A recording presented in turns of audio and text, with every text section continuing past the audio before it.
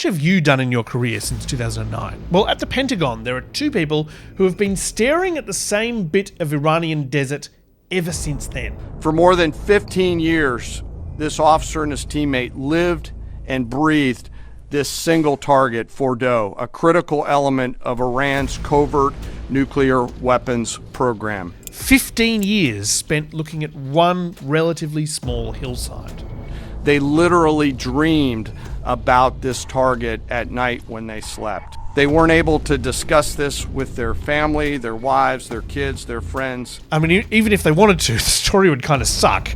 It'd start with, honey, you'll never guess what happened in that one patch of desert today. We looked at the vent shaft, the exhaust shaft, the electrical systems, the environmental control systems, every nook, every crater, every piece of equipment going in and every piece of equipment going out. Finally, something interesting happened. On a day in June of 2025, more than 15 years after they started their life's work, the phone rang and the President of the United States ordered the B-2 force that you've supported to go strike and kill this target. 13-ton massive ordnance penetrators, or bunker busters.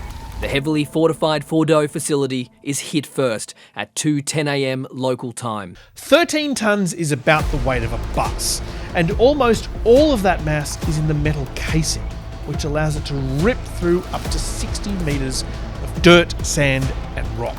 Now, if you take a look at the pictures, if you take a look how it's all blackened.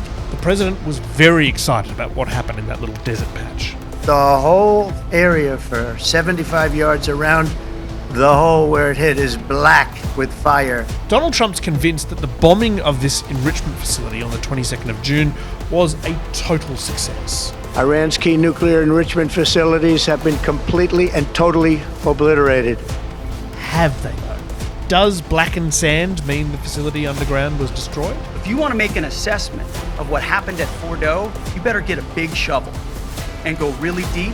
We still don't know how much of Iran's nuclear program was gutted by the bunker busters. I haven't got over there with the shovel yet. We'll also have to wait a little bit longer to find out whether Iran will be able to cobble together enough centrifuges to get their program up and running again. If they do, they may risk more bombings by the US.